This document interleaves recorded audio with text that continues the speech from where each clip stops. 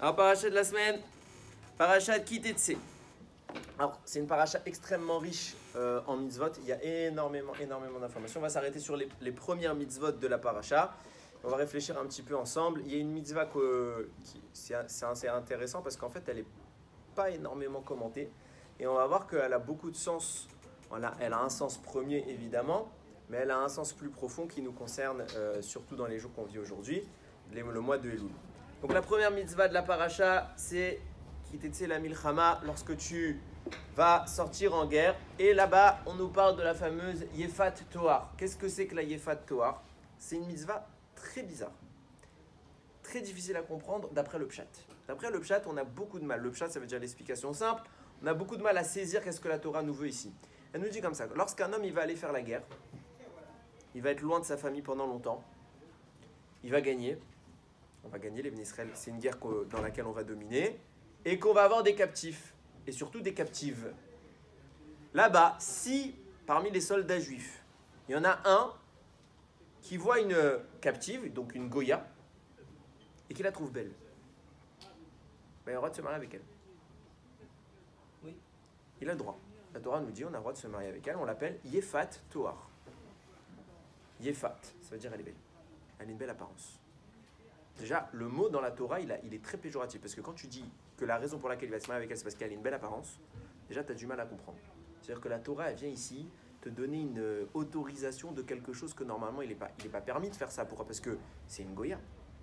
Alors il va la convertir. Il y a tout un cycle. La Torah nous définit le cycle. C'est quoi le cycle? Avant de se marier avec elle, il va lui faire s'éloigner de la avodat zara de ses parents, puisque c'était une Goya, elle ne faisait pas Torah mitzvot. Donc il va la laisser, il va lui raser les cheveux, il va la laisser pleurer avec la morve et tout. Tout ça pour le dégoûter. À l'entrée de sa porte.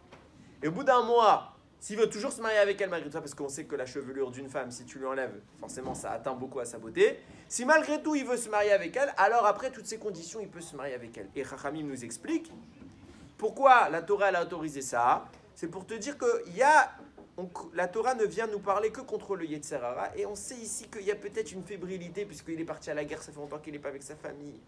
Donc on va autoriser quelque chose de un peu tangent. Évidemment, tout de suite, les Chachamim ils interviennent. Le Racham il vient, il t'explique de quoi on parle. Il t'explique qu'en réalité, on parle d'une aide qu'Akadosh Baruch Hu nous donne. Parce qu'il y a un principe, je vous le fais très vite parce que ce n'est pas le sujet que je veux évoquer aussi, ici.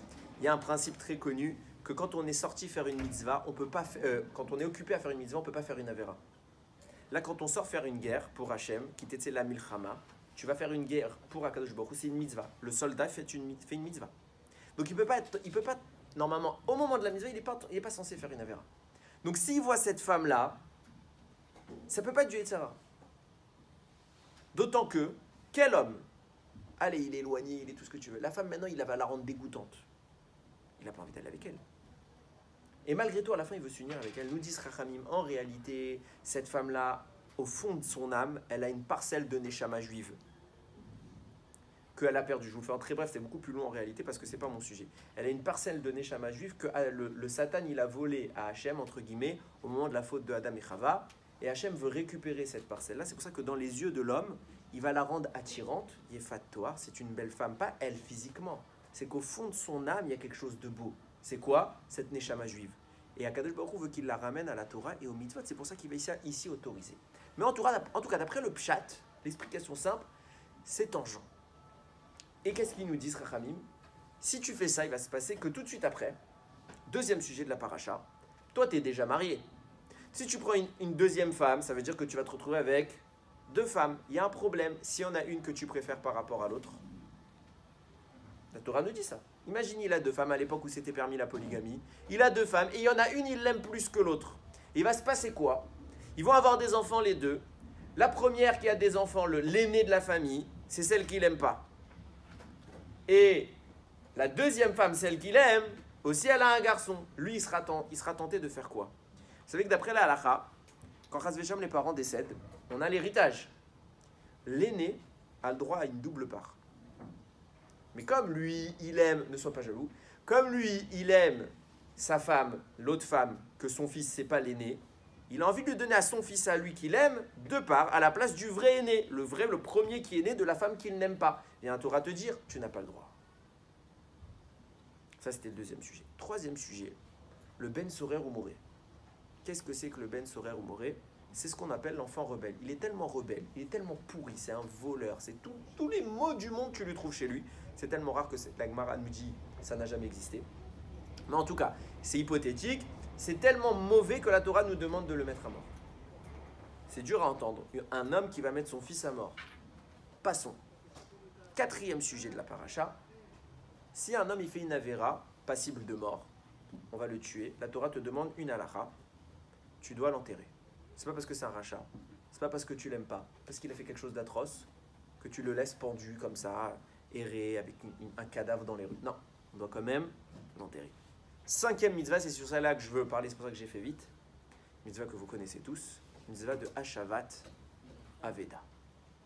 C'est quoi Hashavat Aveda? Quelqu'un, il a perdu un objet, on doit lui rendre, on a une mitzvah. C'est une mitzvah de la Torah, je lui rends son objet. Si c'est un juif, je suis obligé de le rendre. Et je vous lis les psukim, mais c'est là que ça va devenir un peu intéressant. L'otiret shorachicha ou etseyonidachim, tu verras pas le taureau ou le veau de ton ami égaré. Vite alam tamem, tu vas fermer les yeux, comme si tu vas ignorer qu'il n'était pas là. Achef teshivem, tu dois lui rendre l'achicha à ton frère. Vimlo karov elecha velo yidato. Bon, s'il est loin, tu vas prendre le temps jusqu'à que lui il arrive et tu vas lui rendre sa perte. Ce qui m'intéresse, c'est le persouk qui conclut. C'est pas seulement, voilà, c'est celui-là. Tu fais pareil pour son âne. Tu fais pareil pour ses habits. Tu feras pareil pour toutes les pertes que ton ami il a perdues. Tu ne peux pas fermer les yeux. Viens le Al-Shir HaKadosh. Pourquoi je vous dis que ça m'a intéressé? Parce qu'en fait, on n'en parle jamais. Bon, on comprend, c'est cohérent. Il faut rendre à son camarade ce qu'il a perdu. Vient le Al-Shir HaKadosh, il dit, qu'est-ce que ça vient faire ici? Il n'y a pas de cohérence. Je vous ai cité les 5 sujets. Yefat Toar, donc la femme qui est captive. Deuxième sujet, si tu as 2 femmes, tu ne dois pas en préférer une autre que l'autre, une plus que l'autre. Troisième sujet, l'enfant rebelle, Ben Sorer ou Moré. Quatrième sujet, quelqu'un qui est mort parce qu'il a fait une avéra et qu'on doit enterrer. Cinquième sujet, Hashavat Aveda. Jusque-là, il y avait un fil conducteur. Le Hachir Kadosh, il va te dire c'est quoi le fil conducteur? C'est justement de se dire, c'est que tout ce qui est ici évoqué, c'est un seul fil. C'est quoi? Il était attiré par une femme. Et la Torah ne veut pas que tu sois attiré par une femme et que tu ne réfléchisses pas, que tu perdes tes moyens, que tu réfléchisses par le désir, par les pulsions. Et si tu fais ça, qu'est-ce qui va se passer? Si tu réfléchis pas avec ta tête, pas avec la Torah, pas avec les mitzvot, mais avec le cœur, les pulsions, tout ce qui est mauvais, tu réfléchis plus, donc tu vas tomber amoureux d'une Goya. Tu vas tomber amoureux d'une Goya, alors tu auras 2 femmes. Et il y en a une que tu vas aimer, l'autre que tu ne vas pas aimer. Nous dit Rachamim, de là va sortir quoi? Puisque tu ne l'aimais pas, puisque c'était une Goya, tu vas avoir un Ben Sorer, un enfant renégat. Et à cause de ça, toi-même tu vas t'égarer et tu vas faire des avérotes tellement graves que tu seras passible de mort. C'est pour ça qu'on va devoir te tuer, mais même toi, t'inquiète pas, tu auras une sépulture. Il y a un fil conducteur. On voit que les psukim, les sujets de la paracha, suivent une démarche. Et d'un coup, tu dois rendre quelque chose de perdu. Quel rapport? Tu dois rendre quelque chose de perdu avec tout ce que je viens de dire. Ah, il a été attiré par les pulsions bestiales et sexuelles qu'il avait. C'était ça le début. On voit bien que ça s'est suivi. Et là, il n'y a plus de rapport. D'un coup, Hashavat Aveda. Bien le Al-Shir HaKadosh, il te dit, on croit que Hashavat Aveda, c'est juste sur les propriétés de l'homme. Mais qui est le propriétaire du monde? Hachem. Hachem, il est propriétaire de tout ce qui existe sur terre. On est d'accord? Les plantes, les minéraux, les animaux et les humains. Pas que les juifs. Même les goïms. Même les goïms, ça appartient à Kadosh Baruch Hu. C'est lui qui les a créés, c'est lui qui les gère, c'est lui qui les maintient dans ce monde. Tout appartient à Hachem. Seul problème, qu'est-ce qu'ils font les goïms? Ils ont renié à Kadosh Baruch Hu. Ils sont entre guillemets sortis de la royauté d'Hachem. Ils ne veulent pas Hachem. Du coup, toi, tu es juif. Tu dis quoi? Hachem, il avait une propriété, c'est les goïms. Il a perdu les goïms. J'ai une mitzvah qui s'appelle Hashavat Aveda, de lui ramener les goïms. C'est pour ça que notre paracha, elle commence par quoi? Yefat Toar. C'est qui cette femme? C'est une Goya. Le type, il va se dire quoi? Il va pas se dire c'est un Yetzerara. Il va dire ce que je fais, c'est les Shem Shamaim. Parce que quoi? Cette juive, cette Goya-là, Elle a appartenu à Akadosh Baruch Hu, mais maintenant qu'elle est goya, qu'elle peut pas faire, elle a renié à Akadosh Baruch Hu. J'ai une mitzvah de la ramener à Akadosh Baruch Hu. Et donc le type, tout ce qui lui arrive, il va croire que c'est les Shem Shamaim. C'est bien ce que je fais. C'est bien ce que je fais, c'est merveilleux. Je suis en train. C'est pas à un homme que je rends la perte, c'est à Akadosh Baruch Hu. Hachem il dit, tu fais pas ça. Tu fais pas ça. C'est pour ça qu'il critiquait Fat Toar, on doit pas faire, on doit éviter toutes ces choses-là. C'est tolérable, mais tu dois pas le faire. On a une preuve que Hachem ne voulait pas. Toutes les fois dans la Torah où un homme a voulu convertir beaucoup de gens, a voulu s'occuper de la conversion des goïms, ça a mal tourné. Premier cas très connu, Moshe Rabbeinu. Qu'est-ce qu'il a fait en sortant d'Égypte? Il a dit à Kadosh Baruch Hu, j'ai une super idée. Il y a un principe qui dit Berov Am Aderet Meler. Avec un roi, s'il a 10 sujets, c'est classe, c'est pas kavod. Un roi, plus il a de sujets, plus il est grand, plus il est noble, plus il est respecté, plus il est important. Si Hachem t'as que les juifs c'est la plus petite nation qui vaut 600 000 juifs, c'est pas énorme. Viens, je rajoute. Il y en a, ils veulent venir avec nous. Viens, je les prends. Et au lieu d'avoir 600 000 juifs, c'est tout. T'auras plus. Qu'est-ce qu'il lui dit Hachem? Non. J'ai fait Yehush. J'ai abandonné. Eux, je n'en veux plus. Pourquoi? Ils m'ont abandonné, je n'en veux plus. Ça ne veut pas dire qu'Hachem ne les gère pas. Mais eux, ils ont choisi la Avodah Zara. Ils ont choisi de servir des faux dieux. Ce n'est plus ma propriété. Donc, puisque ce n'est plus ma propriété, est-ce que je dois la rendre à quelqu'un? Si toi, maintenant, tu as un téléphone, tu l'abandonnes. T'en veux plus. Tu le jettes à la poubelle. C'est ta propriété encore? Moi, je viens et je reconnais ton téléphone et je dis « Ah, je sais à qui il appartient, je vais lui rendre. » Est-ce que je dois te le rendre en vrai? Non, parce que je sais que tu l'as abandonné. Hachem vient de dire à Moshe Rabbeinu, je les ai abandonnés. Donc, il n'y a plus de mitzvah de me les rendre. Et pourquoi? Ne crois pas, toi, dit le Halshir. Ne crois pas que quand tu vas faire Yefat Torah, etc., tu es en train de faire Hashavat Aveda avec un Kadosh Baruch Hu. Ça signifie quoi, les garçons? Ça signifie, certes, avec les goyim, il n'y a pas Hashavat Aveda, de ramener un goy à la Torah et au mitzvot, ça ne s'appelle pas Hashavat Aveda, puisqu'ils n'appartiennent plus à Kadosh Baruch Hu. Mais qui appartient à Kadosh Baruch Hu? Les Bnei Israël. Si un juif il s'éloigne de la Torah et des mitzvot, on a donc une mitzvah de la Torah qui s'appelle Hashavat Aveda. On doit rendre une perte à Kadosh Baruch Hu. Pourquoi? Parce que les juifs, eux, ils ont accepté de faire la Torah et les mitzvot. S'ils arrêtent de faire la Torah et les mitzvot, il se passe quoi? Alors, quelque part, entre guillemets, Kadosh Baruch Hu, il a perdu une neshama puisqu'elle va plus faire la Torah. Tu as une mitzvah de la ramener. Comment? Tu vois un juif faire une avéra? Tu ne peux pas le laisser passer.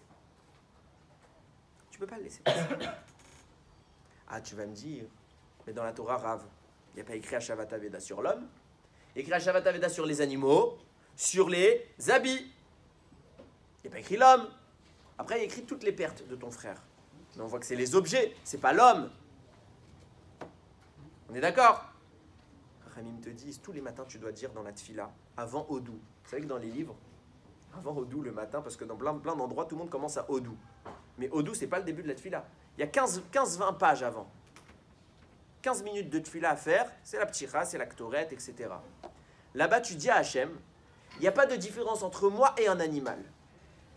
L'homme et l'animal, pareil. C'est quoi? C'est de la chair, c'est du sang, c'est des os. Alors, qu'est-ce qui nous distingue? Levad, aneshama, ateora, shi, atida, didendin, vecheshbon.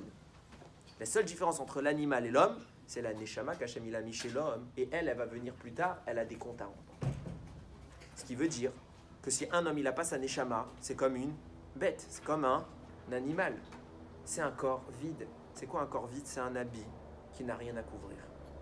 Pourquoi la Torah te parle d'un animal? Parce que qui tu dois aller ramener?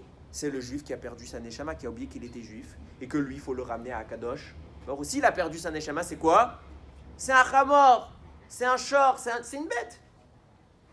C'est un habit qui ne couvre plus rien. Lui, tu dois le ramener.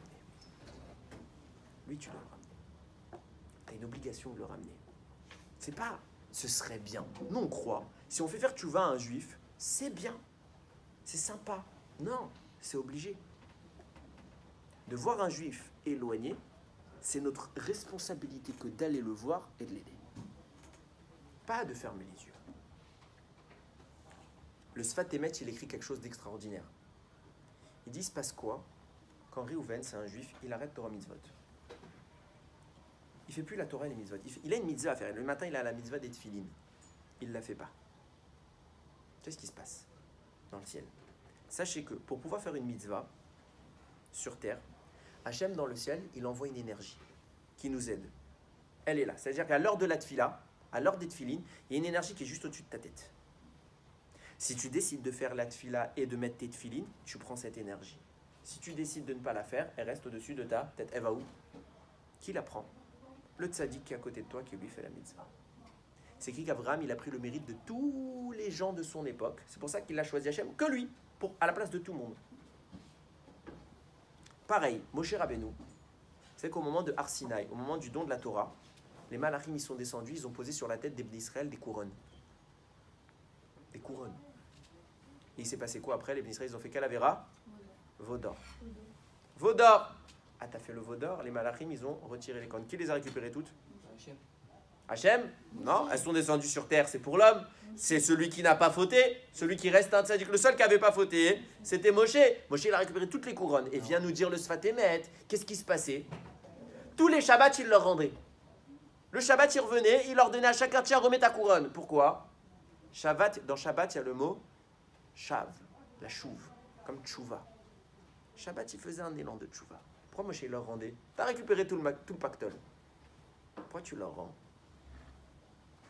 Parce que quand tu reçois une énergie de quelqu'un d'autre, elle n'est pas à toi. Tu as trouvé quelque chose qui ne t'appartient pas. Il y a une mitzvah de Hashavat Aveda, de rendre à son prochain sa perte. L'énergie que toi tu récupères parce que tu es un tzaddik.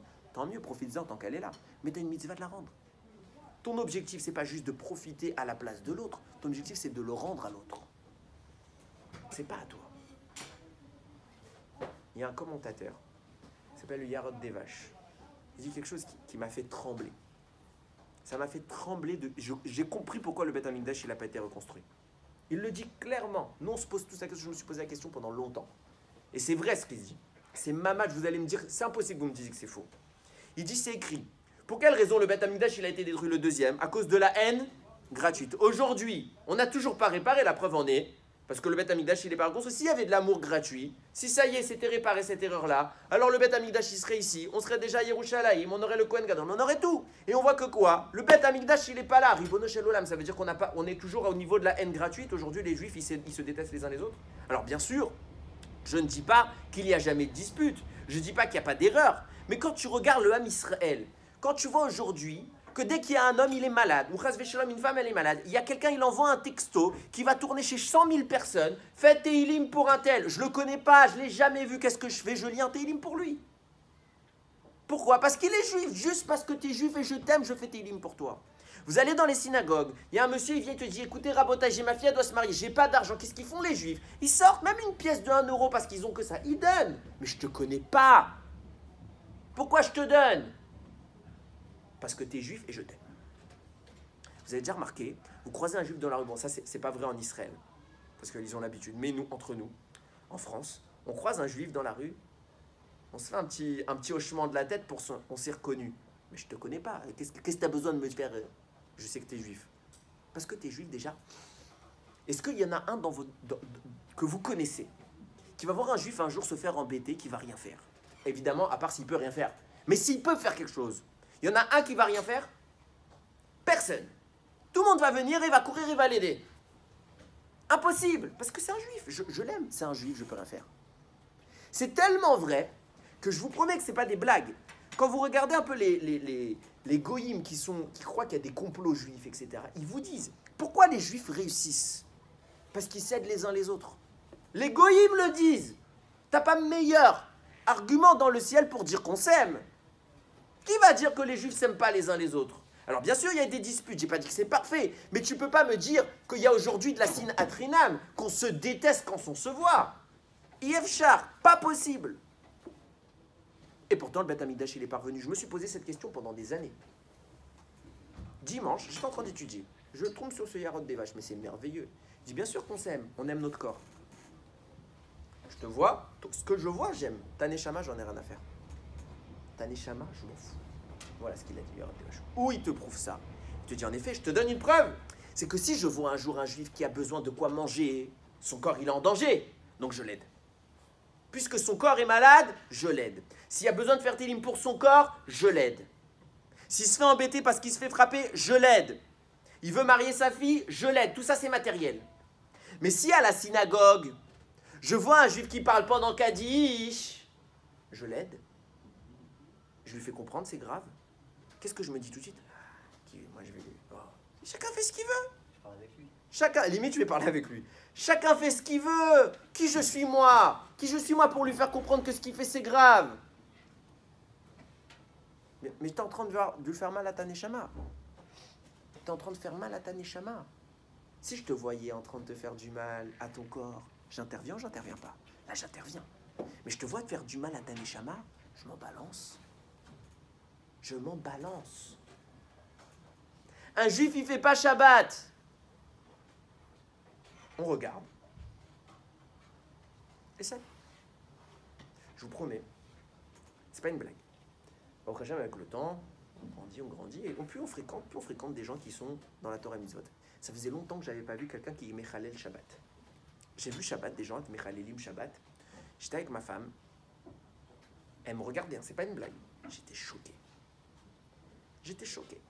Ça m'a dérangé, mais pas je dis, oh, c'est pas bien. Ça m'a dérangé.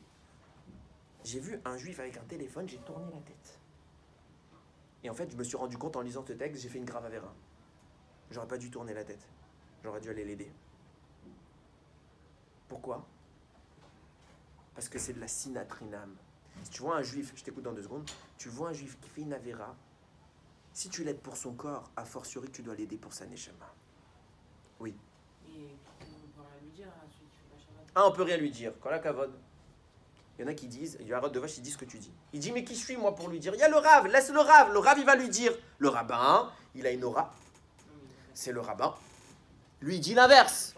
Il dit ça, c'est la pire erreur qu'on puisse faire. Pourquoi? Parce que quand le rabbin, il va aller voir le type qui fait pas Shabbat, ou qui parle pendant Kaddish, ou qui parle pendant cette fila, ou qui fait pas cette filide, qui fait toute la vérote que tu veux envisager, le type, il va dire, normal que lui, il me dise ça, c'est un barbu. Et les barbus, bah, ils font leur travail, d'accord, parce que lui, c'est son délire. Mais si toi, monsieur, que t'es pas un barbu, t'as pas de chapeau, t'as pas le look, tu viens, tu lui dis, mais tu transgresses Shabbat. Mais pas tu lui dis en criant, en lui disant rachat, pourri. Ça, non. Tu lui montres que c'est pas bien. Tu l'aides de toute ton âme. Vous savez, le problème qu'il y a dans les synagogues des fois, c'est que quand on dit à quelqu'un de se taire, on lui dit pas de se taire parce qu'on veut l'aider. On lui dit c'est pas qu'il me gêne. En fait, je suis énervé. Quand je lui parle, c'est que je lui dis tais-toi, tu me saoules. C'est ça que ça veut dire. Donc tu t'étonnes, le type il s'énerve. Mais si tu vas voir quelqu'un, tu lui dis tais-toi, tu te fais du mal. Pas pour moi, moi je m'en fous, moi j'existe pas. Mais tu te rends compte de ce que tu fais. Yachem. Et tu t'en fiches. Comment tu peux faire ça à ta neshama? Comment tu peux faire ça à Kadosh Baruch Hu? Tu lui montres que tu l'aimes quand tu dis ça. Il ne peut pas s'énerver. Il peut pas. Si tu le dis avec amour, il ne peut pas s'énerver. Ifchar. Il dit c'est tellement vrai ce que je vous dis. Écoutez ce qui est écrit dans le Zohar. Le Zohar, je t'écoute après. Le Zohar, il rapporte. Au moment où le Chazan, il fait la Chazara de la Amida. Comment Hachem, c'est Fatah et Tiftar. Il fait la deuxième bracha. C'est quoi la deuxième bracha? Mechaye, Amitim Hashem, il crie dans le ciel. Il appelle les malachim. Amenez-moi celui qui se soucie de mes enfants. Amenez-moi celui qui se soucie. Je veux voir celui qui se soucie de mes enfants. Qui ils amènent les malachim? En image. Ils amènent l'homme. Quand il voit un juif en train de faire une avéra, il va l'aider. Le Yarod Devash, il dit, pourquoi spécialement au moment de la bracha de Mechaye Amitim, qui ressuscite les morts? La bracha de Mechaye, tu dis, c'est tu Hachem, qui ressuscite les morts. Pourquoi à ce moment-là? Vous savez pourquoi? Parce qu'il ressuscite un mort. Il ressuscite Mamash. Le type, il est en train de faire une avéra, il perd sa neshama. Mais tu es en train de détruire ta neshama. Et toi, tu le ramènes à la Torah, tu le refais vivre. Et il te dit, il rapporte là-bas, il dit c'est mieux que Eliyahu Hanavi qui a ressuscité vraiment des morts. C'est mieux que Elisha qui a ressuscité un enfant. Au sens propre, il est mort, il a fait hop, il est allé le voir, il a fait ce qu'il fallait faire, il lui a remis sa neshama. C'est mieux. Pourquoi c'est mieux? Parce que Elisha, il a ressuscité un enfant. Mais il s'est passé quoi après? Au bout de 50, 70 ans, il est mort. À nouveau. Si toi, tu lui ramènes sa neshama, que tu lui évites de faire une avéra, il entre dans le chaya olamim, il entre dans l'éternité. Toi, tu lui donnes la vie éternelle. Qui a fait la meilleure résurrection? Eliyahu Hanavi ou toi? C'est toi. C'est toi que les malachim ils amènent dans le ciel. Quand tu vois un juif en train de faire une avéra, c'est toi que les malachim ils amènent dans le ciel. Et qui montre à Kadosh. Lui, il aide tes enfants, il les aime, il s'inquiète pour eux, il les aide à faire tchouva. Lui. Personne d'autre. Oui. Tout à l'heure, vous avez dit que quand on essaye de ramener quelqu'un à la Torah en lui disant c'est pas bien ce que tu fais et tout, parce que tu détruis ta neshama, très souvent quand on fait ça, on se fait casser, mais direct. Qu'est-ce que tu t'en fiches? Tente. Ouais. Ah, mais je peux pas, Hachem, tu comprends, je l'ai laissé. Je l'ai laissé tuer quelqu'un parce que il m'aurait pas écouté. Qui t'a dit qu'on s'inquiète? C'est ça qu'on a comme erreur. Il y en a, ils croient que Hachem, il nous juge au résultat. Si vraiment tu l'aimes, tu peux pas le laisser faire. Après, ça aurait été, regarde. Tu vois ton fils, ça va faire une grave bêtise. Il se drogue. Mais pas la drogue légère, drogue dure. Tu sais que sa vie, elle est en péril. Qu'est-ce que tu fais? Tu sais qu'il est drogué aujourd'hui. Il ne va pas t'écouter. Tu tentes ou tu tentes pas? Tu sais pas si tu vas réussir. Tu fais quoi? Tu tentes. Je m'en fous ce qui va se passer. Il y a rien à perdre. Je peux. Pourquoi je tente?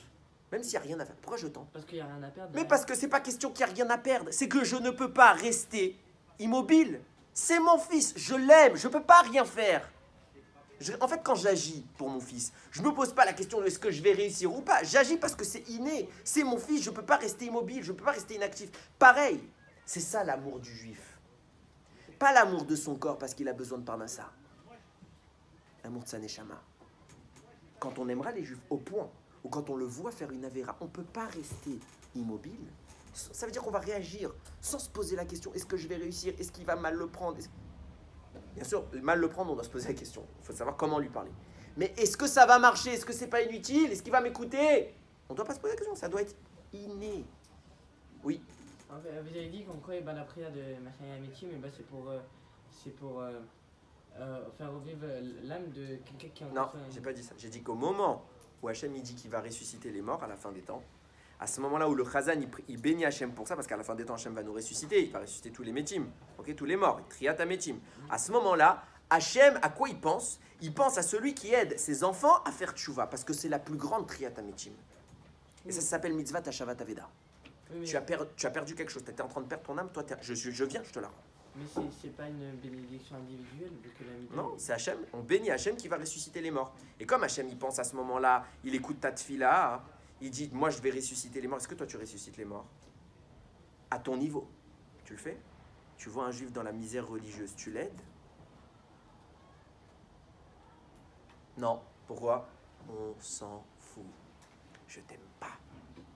Voilà pourquoi je t'aime pas. Parce qu'on s'aime pas. Voilà pourquoi le Beth Amikdash il est pas reconstruit. On croit qu'on aime. Les gens ils croient qu'en donnant ils aiment. Je te donne Sedaka, t'as vu? Je t'aime. Ouais.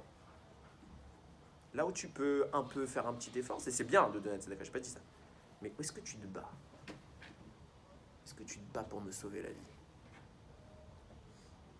Vous avez déjà vu vos rabbinim? Des fois, moi je vous dis, peut-être vous voyez des fois qu'on s'énerve avec vous, qu'on vous réprimande, etc. Mais c'est pas pour rien qu'on le fait. On voit que vous êtes en train de faire une avéra. C'est tellement important. C'est tellement important que la mitzvah qui vient juste après Shabbat Aveda, c'est quoi? Enfin, juste après. Il y a une toute petite qui vient avant. Mais qui vient après, c'est quoi? Shilwa Haken. C'est quoi Shilwa Haken? Mitzvah horrible. Horrible. Tu vois un oiseau sur son nid avec soit des œufs, soit des oisillons. Tu chasses la mère, tu lui prends ses œufs. Et elle chiale. Et tu le rends pas. Enfin, à la limite, tu peux le rendre, c'est notre débat, mais bon, elle chiale. Mais qu'est-ce que c'est horrible comme mitzvah. Hachem, il te demande d'être cruel. C'est une mitzvah, c'est-à-dire tu marches dans la rue, tu vois un arbre, tu vois un nid, tu vois les œufs ou les oisillons, tu les prends et la mère, elle va souffrir. C'est une mitzvah. Pourquoi? Elle a pris à Hachem. Parce que la suite logique, c'est quoi? Si moi je m'occupe de faire Triat Ametim, quand je viens d'expliquer, ça veut dire aider tous les juifs à faire Tchouva, il se passe quoi? On devient méritant. On s'aime. Qu'est-ce qu'il doit faire Hachem? Reconstruire le Beth Amikdash. On lui rappelle tout de suite. Hachem, qu'est-ce qui va se passer? La mère, elle pleure parce que ses enfants ne sont plus chez eux. Et il y a une mitzvah de ta part de ramener les enfants chez eux. Rappelle-toi. Rappelle-toi. Nous, on est où? On est chez nous? On a notre Beth Amikdash? On n'est plus chez nous. Maintenant qu'on a fait la mitzvah de Hashavat Aveda, au sens où j'ai rendu à tout le Ham Israël sa neshama, alors à ton tour de faire Hashavat Aveda. Rends-nous notre terre. De même que j'ai pris les enfants de chez eux, tu nous as pris de chez nous. T'avais une raison. T'avais une raison. On avait Sinatrina, maintenant il n'y a plus. Ramène-nous chez nous. Retourne à la maison. On veut voir papa. C'est qui papa? C'est Hachem. En Botaï. Il y a un moment dans l'année où Hachem il est là. On n'a pas besoin que d'être en Israël. C'est mieux en Israël. Mais où qu'il y a un juif, il y a Hachem. C'est quand? Elul. Elul, c'est le moment où le patron il descend. Il regarde. Bilan. T'aimes les juifs ou t'aimes pas les juifs? Tu l'aimes? Tu le connais pas? Tu l'aimes? De toute ton âme, de tout ton corps, de tous tes moyens. Pourquoi? Parce que j'aime Hachem. Et la Neshama, c'est une partie d'Hachem, donc je dois aimer tous les juifs. Tous. Même un fou. Je le vois, il m'embête. Ouais, je t'aime. Je t'aime. Et je ferai tout pour toi. Tout pour que tu sois un beau juif, que Hachem soit fier de toi dans le ciel, et que c'est pas moi qui ai ton mérite, c'est toi qui garde ton mérite. Je serais gagnant à ne pas t'aider. Je prends double part. Ça s'appelle être un radin. Ça s'appelle pas aimer son camarade. La Sinatredam, elle a détruit le Beth Amikdash. Qu'est-ce qui construira le Beth Amikdash? L'inverse. De même que la haine gratuite, c'est ce qui a détruit, l'amour gratuit, il reconstruit. L'amour, je vous l'ai dit la semaine dernière, c'est le secret de tout. Le mot le plus important de la Mida, Be'ahava, par amour. Tout ce qu'on fait, c'est par amour. C'est l'amour qui doit tout gérer. C'est écrit sur David Améler. Écoutez, David Améler, c'est le deuxième roi d'Israël. Qui est le premier roi d'Israël? Shaoul. Ok? Shaoul veut tuer David. Le fils à Shaoul s'appelle Yehonatan. Yehonatan et David, c'est écrit qu'ils s'aimaient comme c'est pas permis de s'aimer. Pourquoi? Deux tzadikim qui reconnaissent le bien chez l'autre. Comme ça qu'il explique là-bas le Malbi. Ils voyaient mutuellement le bien chez l'autre, tellement qu'ils étaient bons, leur neshama était grande, la pureté, ils s'aimaient. Donc l'ennemi de mon père, moi je parle au nom de Jonathan, l'ennemi de mon père, je l'aime. Oui. Ouais. Parce que c'est un juif. C'est un fils d'Hachem. Il descend d'Avraham, Yitzhak et Yaakov. Je l'aime.